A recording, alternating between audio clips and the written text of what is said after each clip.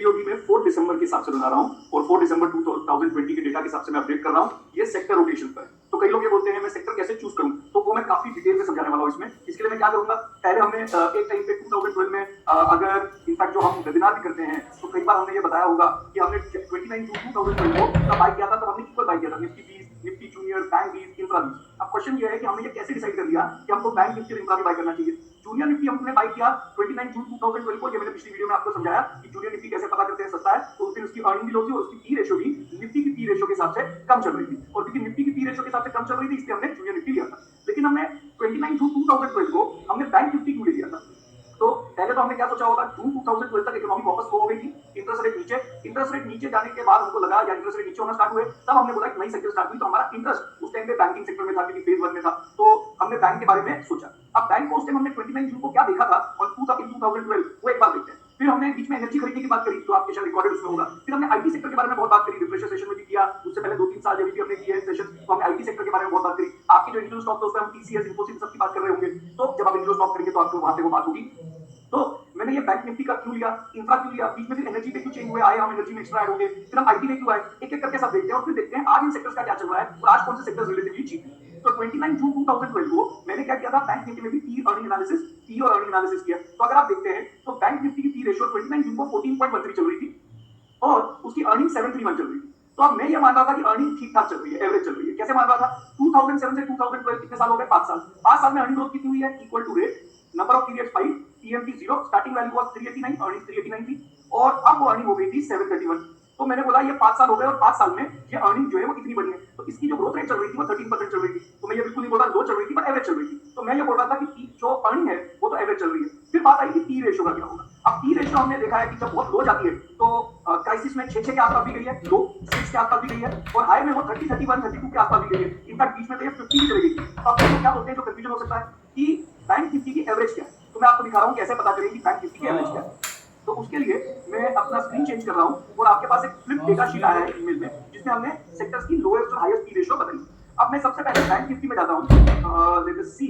तो ये bank Nifty का डेटा मैं ओपन कर रहा हूँ। तो स्क्रीन पे अब आपका बैंक निफ्टी का डेटा दिखना स्टार्ट होगा। ये पी रेशियो दी हुई है मैंने 2000 से, कभी लो कभी हाई ये सब दिखा है। तो मैं क्या कर रहा हूँ, आपकी शीट पे ही हमने ग्राफ भी बनाया हुआ है। तो ग्राफ पे देख रहा हूँ 2008 का जो ये यूफोरिया था, 2008 का यानी कि जनवरी 2008, उस टाइम पे पी रेशियो कितनी गई थी, ये 26 वगैरह के आसपास भी पी रेशियो हमारी चली गई थी। उसके बाद अगर आप देखें तो यहाँ पे पी रेशियो 30 वगैरह के आसपास भी आ गई थी और यहाँ पे तो पी रेशियो 59 भी होगी। अब पहले तो मैं क्या कर रहा हूँ, 60 वाले पी रेशियो को मैं इग्नोर कर रहा हूँ। 60 को मैं क्यों इग्नोर कर रहा हूँ, क्योंकि मैंने ये पता किया ये 60 की पी रेशियो एक फॉल्स इंप्रेशन है कि पी 60 हो गई थी। एक्चुअली पी 60 नहीं हुई थी। ये ईयर देख लीजिए, ईयर क्या दिखा रहा है 2019, इधर कौन सा ईयर दिखा रहा है 2018। तो यहाँ पर अगर मैं आपको डेटा दिखाऊं तो आपको पता लगेगा कि बैंक निफ्टी की अर्निंग्स फ्रॉम 962 गिर के अचानक से 18-19 में कितनी आ गई थी, 507, 796। तो पी बाय ई में ऐसा नहीं था कि प्राइस ज्यादा बढ़ा था, ऐसा था कि अर्निंग गिर गई थी, उसके वजह से पी ज्यादा गिर गई थी। तो ये 65 जो है वो एक्चुअली पी रेशियो पहुंची नहीं थी, वो अर्निंग गिरने की वजह से पी रेशियो आपको हाई दिख रही है। तो मैंने वो 65 वाले को इग्नोर कर दिया। फिर मैंने बोला भाई लोएस्ट जो है वो कितनी गई थी, फिर से अपने स्क्रीन पे जाते हैं।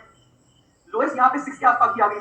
तो ये 6, 7, 7, 8 जो भी आप बोल सकते हैं कि 6, 7 के 7 के पास आई और हाईएस्ट जो है वो आपकी 26, 27 की चली गई। अब एक तरीका है कि हम यहाँ पे इसकी एवरेज निकालें। तो वो एवरेज का एक तरीका है, बहुत अलग अलग तरीके से निकाल सकते हैं। तो मैं 2-3 चीजें बात कर रहा हूँ। एक है कि हम ये बोले 6 ऑन द हायर साइड थी, लोअर साइड सॉरी, और या 7 ऑन द लोअर साइड और 26, 27 ऑन द हायर साइड। तो मैंने बोला ये 34 चल रही थी, 34 डिवाइडेड बाय 2 करता हूं तो एवरेज 17 आनी चाहिए। बट ये भी याद रखिए 17 तब एवरेज थी जब बैंक के इंटरेस्ट रेट हाई होते थे। अब क्योंकि बैंक के इंटरेस्ट रेट गिर गए हैं तो हर एक चीज की पी रेशियो ज्यादा हो गई है, तो ये 17 का 18 के आसपास हो गया होगा, तो या 18, 19, 20, 21 के आसपास हो गया होगा। तो मैं ऐसा मान रहा हूं कि आज जब मैं इसका चार्ट देखता हूं, मैं इसका जब चार्ट देखता हूं तो मैं बड़े आराम से बोल सकता हूं कि ये आराम से 18, 19, 20 तो इसका एवरेज है। कई लोग मान सकते हैं कि इंटरेस्ट रेट गिर गए हैं तो वो जो 17 था उसमें +5 कर दिया जैसे हमने निफ्टी में किया था, तो हो सकता है वो 23 होना चाहिए, बट 22 होना चाहिए। बट मैं बोल रहा हूँ कुछ नहीं तो 20 के आसपास तो मैं मान रहा था। तो मैं 2020 में सॉरी 2012 में इंटरेस्ट रेट्स जो थे नॉर्मल चल रहे थे, तो मैं मान रहा था कि इसकी एवरेज पी रेशियो 2012 में होनी चाहिए थी करीब 18 के आसपास और अर्निंग इसकी एवरेज चल रही थी, कितनी चल रही थी 731। तो मैं ये अज्यूम कर रहा था कि अगर अर्निंग 731 चल रही है आज जो नॉर्मल ग्रोथ है, तो पी भी नॉर्मल होनी चाहिए थी, 18 होनी चाहिए थी और दोनों मिलाकर इसका प्राइस होना चाहिए था 18, पी रेशियो इनटू अर्निंग। इन दोनों को मल्टीप्लाई करके देखा तो प्राइस होना चाहिए था 13,158 का, जबकि मार्केट में बैंक निफ्टी का रेट चल रहा था 10,340 का। इसलिए मैंने ये पता किया। तो मैं कब लूंगा कोई सेक्टर जब मेरे को पता लगेगा उसकी पी और अर्निंग दोनों लो है, बट बैंक निफ्टी में अर्निंग लो नहीं थी लेकिन पी लो हो गई थी। तो इसलिए हमने डिसाइड किया था कि उस टाइम पे हमको लग रहा था बैंक निफ्टी की फेयर वैल्यू 13,000 के पास होनी चाहिए, वो 10,000 चल रहा था, इसलिए हमने बैंक निफ्टी में इन्वेस्ट किया था। और आप तब से देख भी सकते हैं बैंक निफ्टी 2012 में चल रहा था 10,000 पे और आज चल रहा है 30,000 पे, तो ये 3 गुना बढ़ गया। जबकि निफ्टी इसी पीरियड में, निफ्टी अगर हम देखेंगे उसी पीरियड में 5,200 से 30,000 हुआ है, तो निफ्टी डबल से थोड़ा ज्यादा हुआ है। जबकि बैंक निफ्टी 3 गुना बढ़ गया, क्योंकि उस टाइम पे उसकी पी रेशियो लो चल रही थी। तो पहले तो मैंने बताया बैंक निफ्टी उस टाइम पे मेरे को क्यों सस्ता लगता था, जून 2020। अब देखते हैं आज मैं क्या सोचता हूँ। आज अगर मैं अर्निंग देख रहा हूँ तो वापस अर्निंग डिप हुई थी 962 से गिरके 507, अब वापस कितनी आ गई है 1055। तो मैं बोल रहा हूँ अर्निंग तो ठीक ठाक ही चल रही है। तो मान लेते हैं अर्निंग ठीक ठाक हो गई है, तो अर्निंग बोलते हैं 1055। और पी रेशियो एवरेज कितनी होनी चाहिए थी, एवरेज पी रेशियो आज अगर मैं देखूं तो हम बोल रहे थे एवरेज कितनी होती है 18, 17, 18। अगर आप उसमें एक्स्ट्रा भी ऐड कर दें बिकॉज इंटरेस्ट रेट सब नीचे हो गए तो 20, 21 की हो जाएगी। तो 21, 22 की पी रेशियो भी अगर मैं ले लेता हूँ, अगर हायर साइड भी ले लेता हूँ, तो भी मेरे को लगता है आज इसकी फेयर वैल्यू 1055 से अगर मैं मल्टीप्लाई करता हूँ तो 22,000 के आसपास आती है, 23,000। जबकि वैल्यू कितनी चल रही है 30,000। तो मैं ये बिल्कुल नहीं बोल रहा इसका मतलब बैंक निफ्टी गिरेगा, क्योंकि हो सकता है इसकी अर्निंग ग्रोथ रेट अगले कुछ साल जब एनपीए का मैच ठीक हो ज्यादा तेजी से बढ़े। लेकिन आज बैंक निफ्टी नो ब्रेनर नहीं है। मैं रिपीट कर रहा हूं, हम ये नहीं बोल रहे कि बैंक निफ्टी गिरेगा, बट वो नो ब्रेनर एक्टिविटी नहीं है। तो मैं बोल रहा हूं बैंक निफ्टी लेने से अच्छा मैं निफ्टी ले लेता हूं, क्योंकि मेरे को ऐसा कोई ह्यूमंगस डिस्काउंट नहीं दिख रहा। हाँ, हो सकता है हम काम गलत हो जाए कि अर्निंग इतनी तेजी से बढ़े बैंक निफ्टी की कि प्राइस भी तेजी से बढ़ते जाए, हम बोलेंगे कोई बात नहीं, हमको वो समझ नहीं पड़ रहा था। अच्छा, तो मैंने ये बताया जून 2012 और 29 जून को हमने बैंक निफ्टी क्यों बोला, पिछली वीडियो में मैंने बताया था निफ्टी और निफ्टी हमने क्यों खरीदने की बात करी, इंफ्रा की भी बात करी थी, वो थोड़ी देर में बात करते हैं। उसके बाद हमने बीच में एनर्जी बोलना स्टार्ट किया 15-16 में। तो आप देखिए 15-16 में मैंने एनर्जी कैसे बोलना स्टार्ट किया। पहले तो मैंने ये देखा 691 से 2015-16, 15 में खासतौर पे या 16 का जनवरी फरवरी भी होता तो भी कम थी, ये दिसंबर 2016 है। तो 2016 के अगर आप जैन फरवरी देखते तो this was very close to 4 दिसंबर 2015। तो मैंने पहले तो देखा कि 691 से अर्निंग कितनी होगी 663। तो मेरे को लगा पहले तो अर्निंग ग्रोथ क्या हो गई है कम, और पी रेशियो कितनी होगी एनर्जी सेक्टर की 12.31। आप ये याद रखिए, इसका मतलब ये नहीं कि 12 हॉरिबली चीज है, क्योंकि हर सेक्टर की हाई और लो अलग हो सकती है, क्योंकि एनर्जी में केपेक्स करना होता है। क्योंकि एनर्जी में केपेक्स करना होता है तो अगर निफ्टी की एवरेज जो है वो 24 होती है, तो जनरली एनर्जी में लोग थोड़ा सा कम प्रीमियम पे करेंगे, क्योंकि केपेक्स करना होता है। एफएमसीजी कंपनीज में जहां पे फ्री कैश फ्लो बहुत हाई होता है, ये सब आप आते हैं फ्री कैश फ्लो वगैरह इंडिविजुअल स्टॉक के सेक्शन में जब जाएंगे तो आप सीखेंगे, जहां पे केपेक्स बहुत ज्यादा नहीं होता, ग्रोथ हो रही होती है, तो वहां पे हो सकता है लोग प्रीमियम पे करें। तो आप देखते हैं एनर्जी का हाई और लो कितना था। तो वापस मैं अपनी शीट पे जा रहा हूं, जो आपको शीट मिली है ईमेल में, और यहाँ पे मैं एनर्जी सेक्टर का ग्राफ खोलता हूँ। एनर्जी सेक्टर का भी हमने आपको हाई और लो दिया हुआ है। तो यहाँ पर दिख रहा है कि हाई जो दिया था वो गया था ये इधर समवेयर अराउंड 18, 19 के आसपास ऊपर गया था, और जो लो गया है वो 9, 10 के आसपास गया। तो अगर मैं 10 को लो मान लूं, 18 को हाई मान लूं, तो 10 प्लस, अगर मैं 10 प्लस 19 करता हूं तो वापस एक्सेल शीट में चले जाते हैं, तो मैं देख रहा हूं एनर्जी की एवरेज क्या होनी चाहिए। हाँ, अगर कोई बहुत हाई होती बीच में पी रेशियो, तो हम क्या चेक करते हैं, ये पी रेशियो को कंसीडर करना चाहिए क्या, जैसे बैंक निफ्टी में था। हमने क्यों कंसीडर नहीं किया बैंक निफ्टी में 60 की पी रेशियो को, क्योंकि उस टाइम में अर्निंग के लिए इसलिए पी ज्यादा होगी। तो हमने ये देखा कि मोर और लेस ये 18 और 10 के आसपास ही रहता है। तो अब 18 और 10 के हिसाब से अगर मैं करूं तो मैं क्या मान रहा हूं, 10 on the lower side plus energy में 18, 19 ऑन द हायर साइड, तो ये 28 हो गया। डिवाइडेड बाय मैं 2 कर दूं, अगर एवरेज निकाल दूं तो ये कितना हो गया, करीब करीब 14 हो गया। अब मैं यहाँ पे ये देख रहा था 2015 में कि पी रेशियो भी 14 से कम थी, मतलब एवरेज से कम थी, और अर्निंग भी 691, 713 से कितनी आ गई थी, 663 आ गई थी। तो हम ये बोल रहे थे अर्निंग भी लो हो गई है, पी भी लो हो गई है। इसलिए 15 और 16 के पीरियड में हमने एनर्जी के बारे में बहुत बात करना स्टार्ट किया, और आप देख सकते हैं एनर्जी 8,171 से 16,900 हो गया, डबल से भी हल्का सा ज्यादा। जबकि निफ्टी इसी पीरियड में अगर दिसंबर 2015 से देखते हैं तो वो डबल नहीं हुआ है, तो वो डबल से क्या रह गया पीछे, क्योंकि उस टाइम पे हमको एनर्जी भी सस्ता लगता था।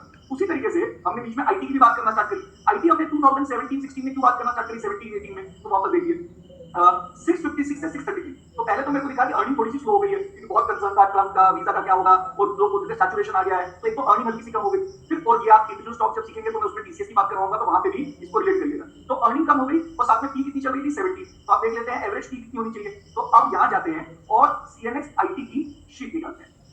तो सीएनएक्स आईटी का अगर हम डेटा देखें तो हमें कुछ दिखना चाहिए कि हाई और लो कितना है, वो यहाँ पे स्क्रीन पे दिखेगा।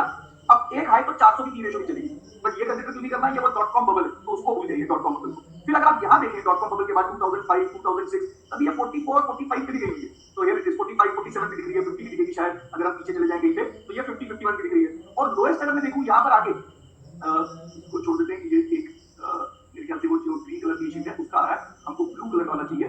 तो यहाँ मैं लो देखूं, ये ग्रीन वाला जो देख रहे हैं वो आप अलग है, वो data price by book value का होगा। तो जो ब्लू कलर का डेटा है हमारा, वो यहाँ पे हमको दिखेगा 10-11 के आसपास गया था, लोअर 10 पे।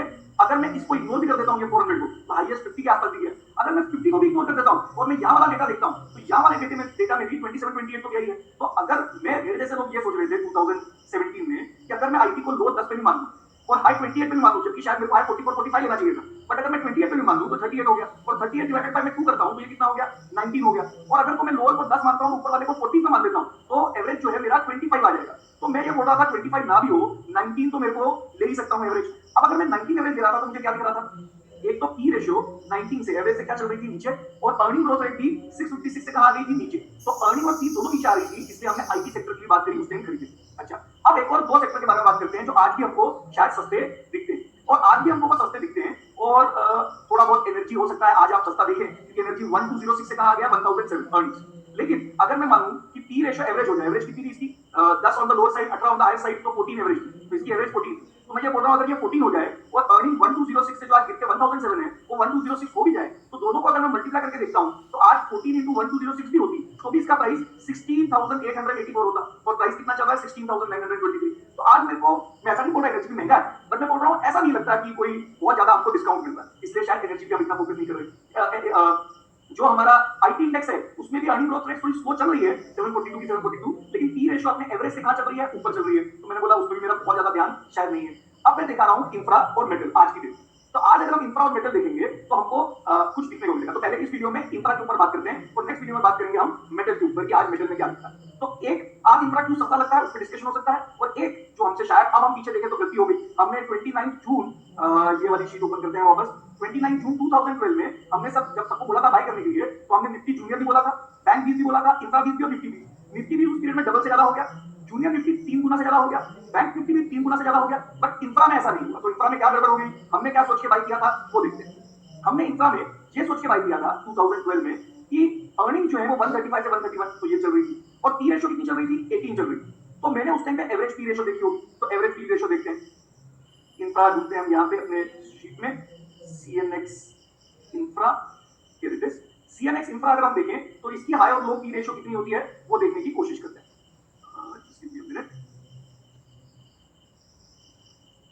तो सीएनएक्स इंफ्रा यहाँ पे जब खुला तो हमको यहाँ पे डेटा दिखता है कि ये 2007 में कितने पे क्या था, ये जा रहा था करीब करीब I think if I am not wrong 44 45, तो ये 44 45 के आसपास भी गया था ये वाले पीरियड। अच्छा, फिर लो कितना गया था, लो ये गया था 60, इनफैक्ट हमको शायद ये 17 दिख रहा है, 16 दिख रहा है। यहाँ पर भी देखें लो कितना गया था, तो यहाँ पर भी 15 के आसपास गया था। तो मैं ऐसा मान रहा हूँ कि हाईएस्ट 45 और लोएस्ट 14। तो अब मैं 1 मिनट चाहता हूँ पॉज लीजिए और सोचिए कि मैंने ये क्यों बोला कि ये 40 45 हाईएस्ट है, 13 14 लोएस्ट है, और ये वाले को तो मैंने काउंट ही नहीं किया। यहाँ पे जो आ रहा है हमारा 75, सोचिए इसको काउंट ही नहीं किया। ये चेक करना चाहिए ये पी हाई थी या अर्निंग गिरने की वजह से पी हाई दिख रही थी। तो अब मैं वापस जा रहा हूँ हमारे इंफ्रा के डेटा में, और इंफ्रा के डेटा में अगर आप देखेंगे तो हम यहाँ पर देखेंगे कि इंफ्रा के डेटा में हमको दिखना चाहिए कि ये जो अर्निंग्स थी वो यहाँ पे 136 से गिर के 17 18 में इंफ्रा में 55 और 89 हो गई थी। तो अर्निंग एकदम जबरदस्त ड्रॉप आया था, उसके वजह से पी ज्यादा दिख रही थी। तो अब मेरे केस में उस टाइम पे मैं ये सोच रहा था कि एवरेज मेरी शायद वो हाईएस्ट वाली को मैंने काउंट नहीं करी, बीच में काउंट कर लेते हैं। और कितना काउंट करते हैं, हाईएस्ट मान लेते हैं 40 भी चले गई, 44 चली गई थी, 40 भी चले जाते हैं। लोएस्ट अगर मैं 13 भी मान लेता हूँ तो इन दोनों को मैं ऐड करता हूँ तो 53 डिवाइडेड बाय 2 करता हूँ तो 26 24 के आसपास।